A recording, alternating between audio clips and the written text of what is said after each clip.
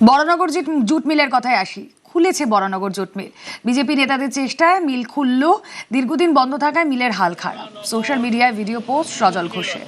দীর্ঘদিন বন্ধ থাকার পর বড়নগর জুট মিলটা মাত্র দিন 1 মাসও হয়নি বোধহয় এখন অবধি খুলেছে। মাসখানেক মাস দেড়েক হবে সম্ভবত খুলেছে। সেই খোলার পেছনে আমাদের সরকারের, আমাদের স্থানীয় নেতৃত্বের, আমাদের প্রত্যেকের একটা ভূমিকা ছিল। আমরা দিনের পর দিন কর্তৃপক্ষের সাথে কথা বলার পরও আপনারা দেখছেন এখনো সম্পূর্ণভাবে খোলা হয়নি এই কারখানা। আপনারা যেটা দেখছেন এটা প্র্যাকটিক্যালি একটা শিল্পের কবরখানায় পরিণত হয়েছে। গত 50 বছর ধরে রাজ্যের শিল্পকে কখনো বাম আর কখনো ম্যাডাম তারা যে কোথায় এনে দাঁড় করিয়েছে, ক্যামেরাম্যানকে বলবো পুরো জায়গাটা ঘুরিয়ে দেখাতে।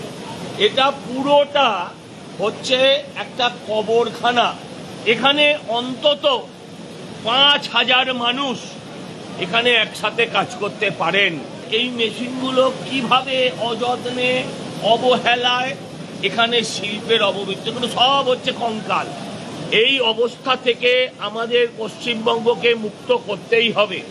আমি ভাবতেই পারি, দেখে চোখে জল আসে, দেখে প্র্যাকটিক্যালি চোখে জল আসছে যে বাংলার শিল্পের কি অবস্থা। সরকারি অপচেষ্টা, সরকারের অপদার্থতা, আর শুধু কাটমানি খাবো আর তোলাবাজিকে শিল্প করব, এইটা করতে গিয়ে এই পুরো জুট শিল্পের, এটা তো একটা বরানগর শিল্পাঞ্চল, এখানে আমার এলাকায় মাত্র একটা আছে।